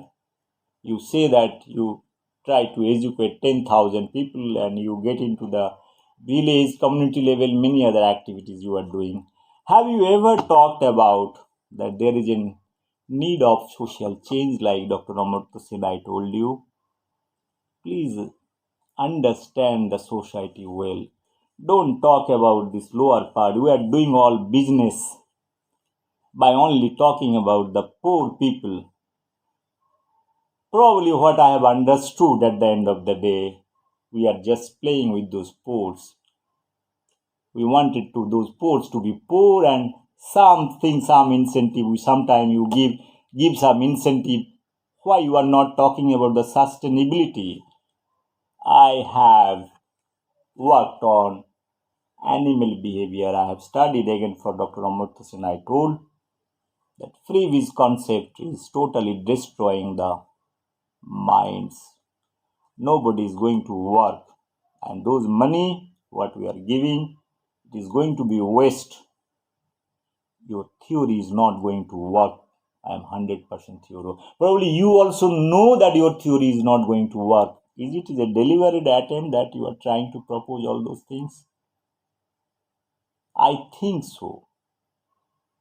If you strongly believe this philosophy, I wish you should rethink it. Rethink your mind, rethink your theories. Never mind if you have got the Nobel Prize, doesn't matter. Once you got it means you got it. Probably you can come back with a new idea that no, whatever you have thought of, probably it is not the proper, some modifications are required. So Dr. Abhijit, being as an Indian, I request you, you are much more senior than me, you are very respected. You have reached up to the highest level. You have all those things. Your poverty lab, I have a small MindLab. I have not spent 5,000 rupees. I have uploaded 100 videos on different issues on COVID. I'm trying to do something, trying to understand, not to challenge anything. I am not going to snatch your Nobel Prize, and I am not crazy fellow also to do that. Because my always the intention, the poverty, how this poverty things has taken a different shape. Now the poverty has been used in a various dimension, and that begging and poverty, it is coming together, and this is a kind of a weapon used by the intellectual community, political system for their food bank. You are probably the catalyst you are doing because people respect generally the greater minds. They feel the Nobel laureate speaking means it is something good. So it is percolated to political system, and political system is executing their job. If I am wrong, please explain to me. I'll be rather happy to know that. I am a jobless fellow. I have not got any government job. I have MSc, MBA, PhD degree, and I can have my own ideas. I have 10 technologies, more than what your J. Paul lab has developed. These technologies are hardcore technologies to alleviate the climate change, mitigate the climate change, poverty alleviation. It can create millions and job. I am putting my India vision 6-hour lectures to government of India in my capacity as a small man. Please, if you want to help the humanity, help the world, God has given enough thing, enough wisdom, probably you can do that. Those are things to be remembered in the history. I do not want to say more things. Probably I have what I want to convey. Want to convey because you are more respected in India. So much respect. Everywhere you go to JNU, go to all university, political system, you have free entries. You are not Bohiragato. We are Bohiragato. I am Bohiragato. People talk about even for the COVID time, I am not allowed to go to my native place. So they told you are Bahiragato, you cannot come. But you can come freely. You have free voice to discuss, talk. You can give video message to the global. Absolutely no problem.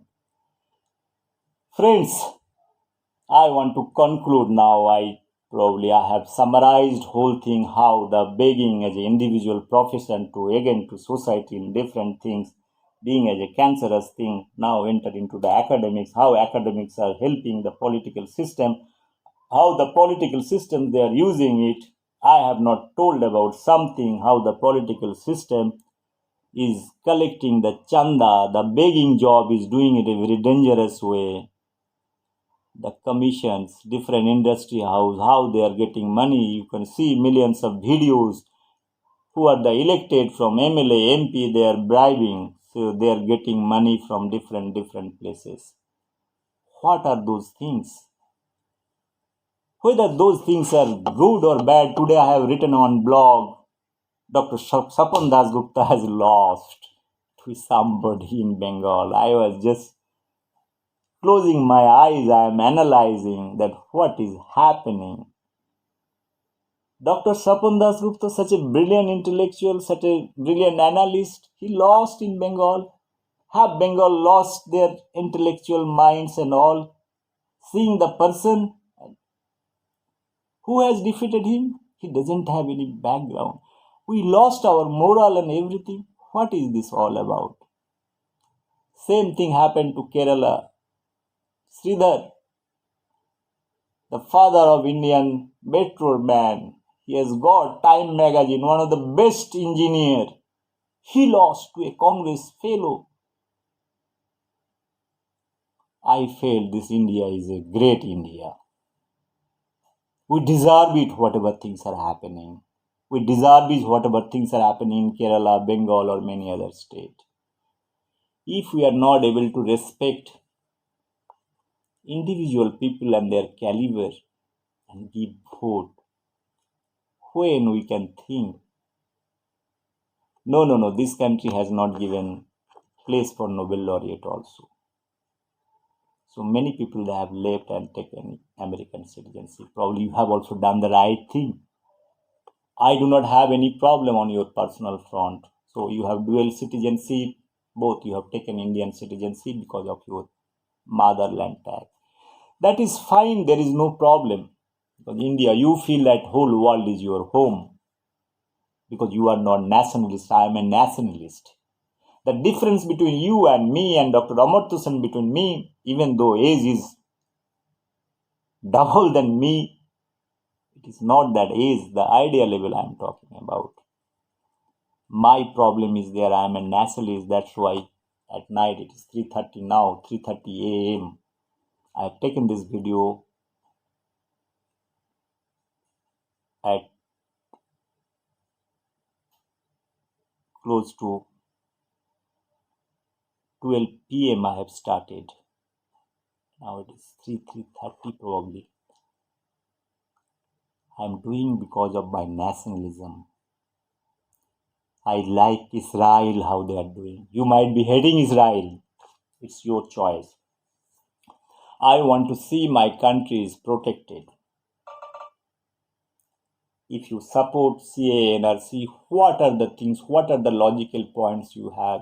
I told my another video, if you feel the whole world is go home, I want to come to US. Can you allow me to come? No, you cannot do that. For your country, you need all kind of protection. For our case, let everybody come.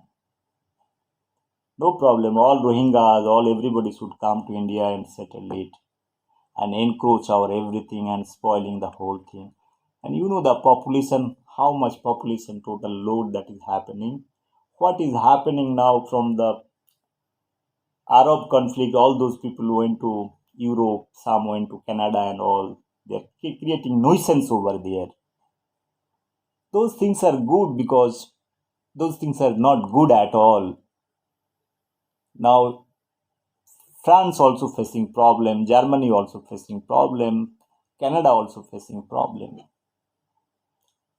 Look, those things are very nice that some countries affected giving shelter because they have enough land, but country like India, it is already densely populated. If you allow few millions inside, then how the system turbulence will be there. You understand the economics well.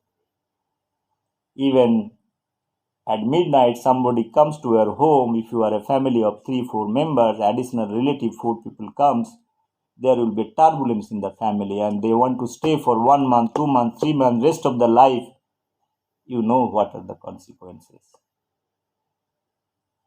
Your economic theory probably you need to clear or sharpen. Try to propose a new thing which is good for the country. First of all, I am a nationalist. I am proud that I am a nationalist. I follow Subhash Chandra. I follow Vivekananda.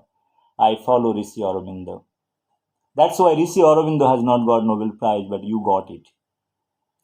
But can Rishi Aurobindo will be comparable with your knowledge and wisdom? I don't think so.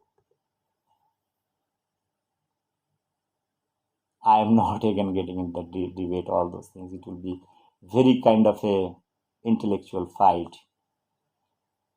Anytime I wish to have a debate with Dr. Ravijit and Dr. Amartya Sen one side and Dr. Pal another side. I am ready to accept that challenge. Whatever economic theory you want to bring, you bring it. I am ready to confess and I will put forward my things. I'll try to see that it will be open debate, my challenge through this video. I am not that intellectual that I have not invited anybody, but I am just giving my video message. If you feel this video message is reaching to you, my open challenge to you. Dr. Abhijit, Dr. Amartya Sen. Let us come out from this Hippocratic wall. Come back to the reality. Accept the facts. I have not talked about your background, personal level. I am not a personal. I don't like to get into personal, but if I go, it will be more dirtier things. So that chapter I am not going. I am purely analyzing your academic credential, whatever available in public domain. I wish I should not speak more on this line, friends. Hello, friends. I want to conclude by saying few things. First, my humble request to Dr. Amartya Sen and Dr. Abhijit Banerjee. What is your stand on the present COVID situation? Do you feel that COVID is a natural thing, is a natural disease or artificial disease? What is your stand? Let me tell you, my stand is I told very clearly COVID is artificial virus created in China. Do you support my theory or you think it is a natural one? I have my video, you can go through it. I request you to access my YouTube channel MindLab, MindLab, Dr. S. Pal. Through Google search, you can get it. I have explained close to 6-7 hour video with the history of science and everything. I have tried to prove how this is artificial virus. I have tried to present my things over there scientifically. I want to have your stand. I have presented my Vision India document to Government of India. Do you have any similar kind of idea how India can be saved through your any theory or suggestion? I have given close to 6 hours. I have covered everything. How this constitution few things can be rectified in order to develop the economy, how entrepreneurship, agricultural sector, health sector, electoral process, various other range I have covered for 6 years in detail I have given. What is your say? We want to have a vision document from you. If you have, please share so that at least for a academic interest I need to understand from you. Think I am your student, both Dr. Amartya Sen and Dr. Abhijit. I want to learn. At least I will sharpen my understanding. This is number 2 point. What is your stand on CA NRC? Do you support or you don't support? I think probably what central government CA NRC they have proposed, you are against. If you are against, why? 4th point, if you feel all those Rohingyas and all those people coming to India, they should be given shelter. Do you support it or you don't support it? If you support it, why you support it? What are the humanitarian ground you are giving? And what reason you are telling they should be allowed? That should be your stand to be cleared. It should be known to people. And whatever your microeconomics, macroeconomics, freebies concept, as I have told you, this freebies concept is a very bad concept. And I have proposed something else that I told that people should be given an opportunity to work. You have to bring them in certain level, give an opportunity, let them work and get their things. What about the vaccination programming and all those things? What is your say? I have also talked about the vaccination. I told nothing is free first. If you cannot afford 500 or 1000 rupees, why it has to be given free? I told free is not required. Everybody can pay. If something reimbursement is required, the respective government, non-government, private, they can get the reimbursement from the company. They get the medical facilities, or some farmers and all, they can get those benefits from Jandhan Kalyan, whatever things are there, government can do it. That I have proposed.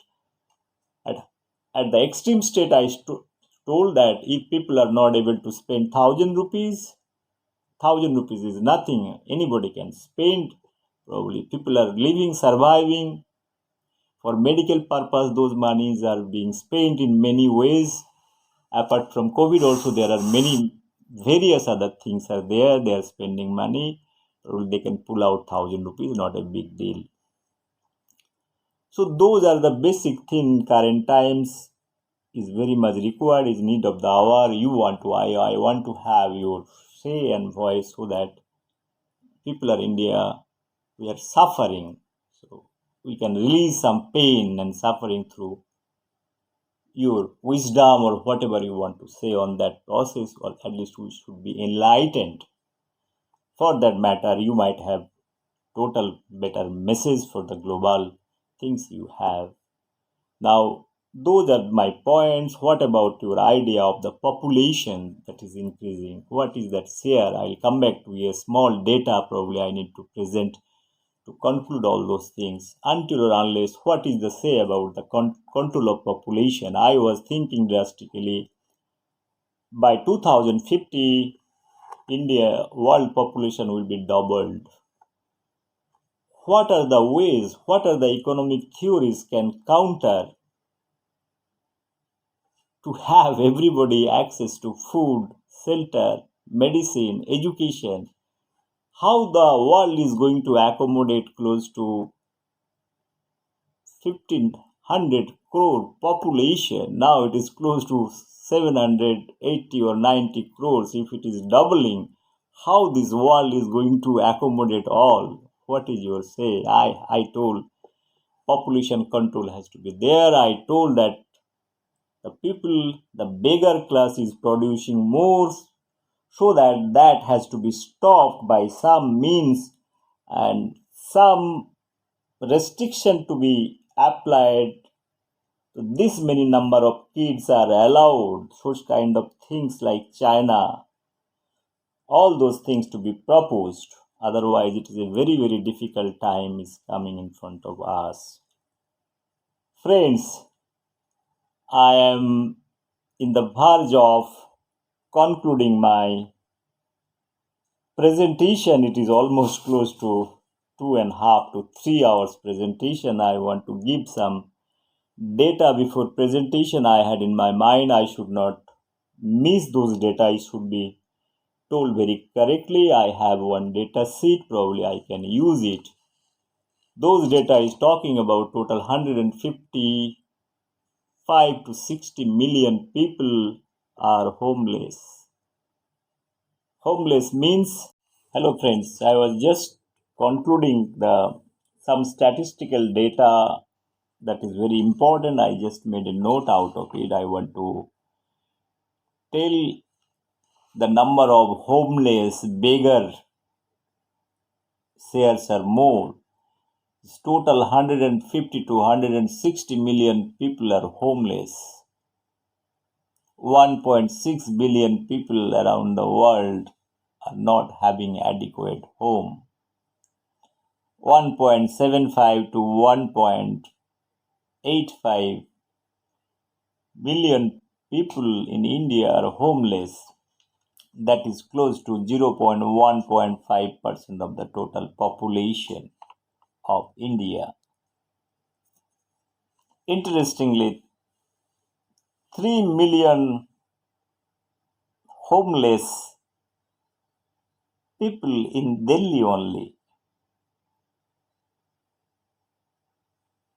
Can you imagine it? That is equivalent to 30 electoral district in Canada. That is equivalent to 30 electoral district in Canada. So only Delhi is contributing this much. Rest India is there always. So I am going to talk about another statistics which is going to give some imagination to think of. That is the total homeless population per night, and per 10,000 how much it is. It's the data I am presenting. Egypt, 12 lakhs people are homeless per night. It is 2003 data. 12 people are 12 out of 10,000. Okay.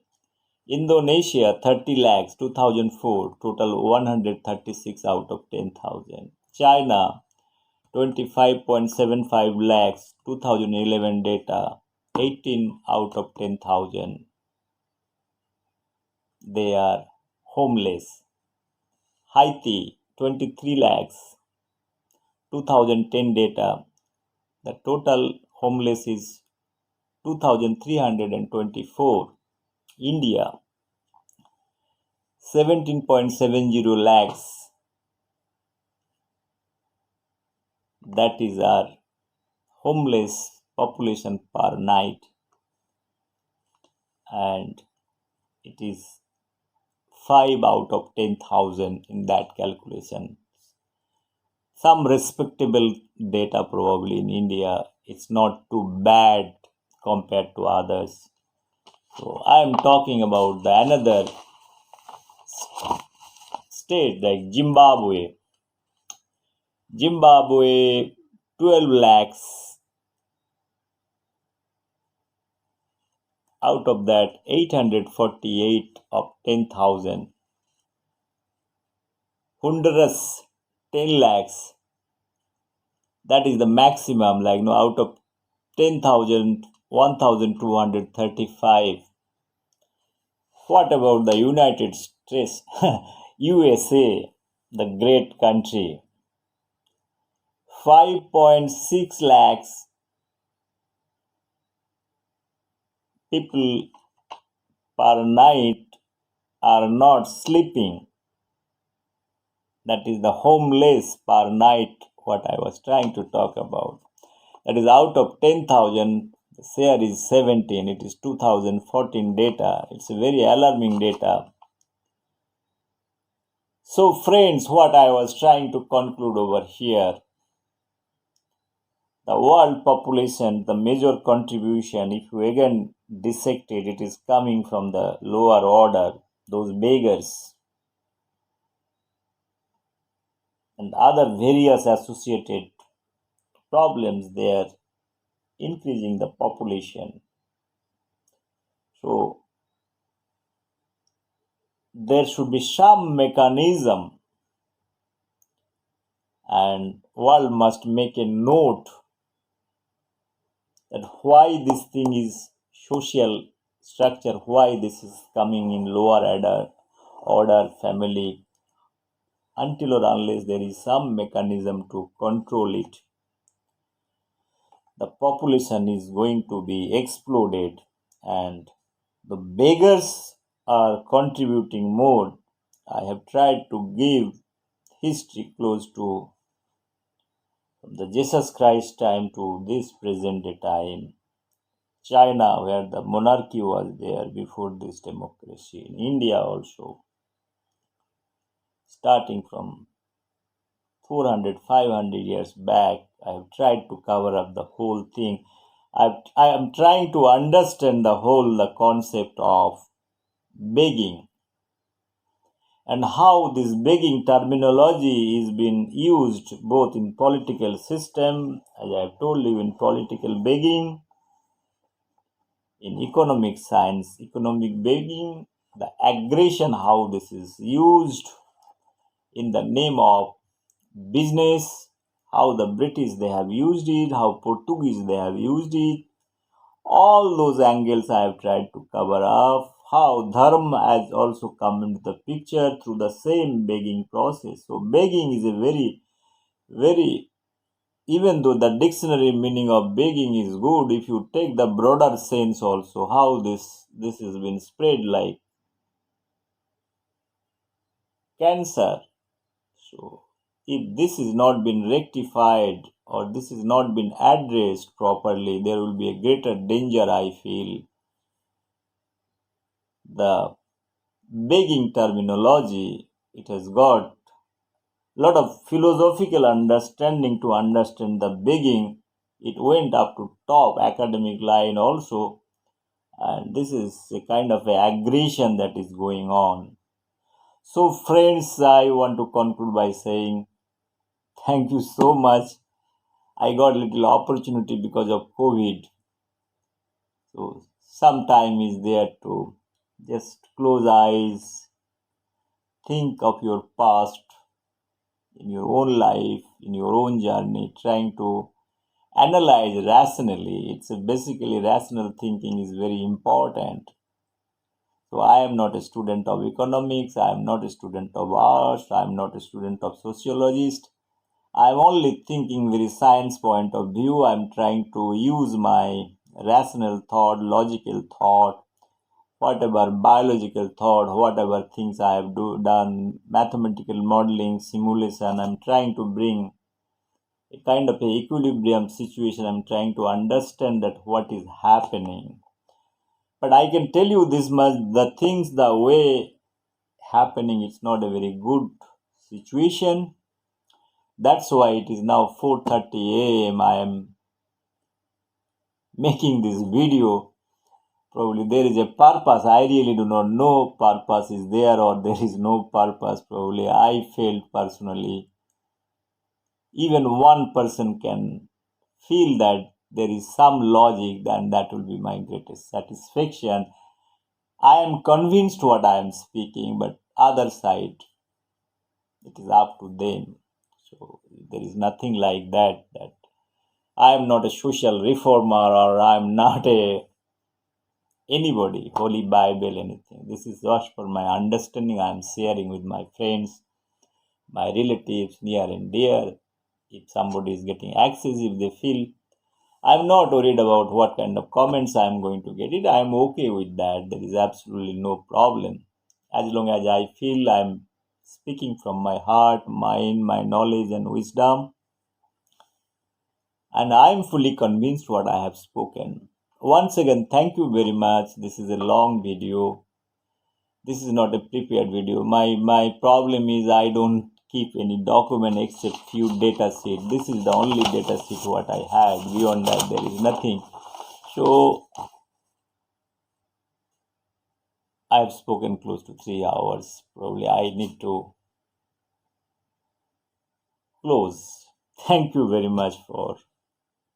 If any comments, please do come back. Thanks a lot. Good night.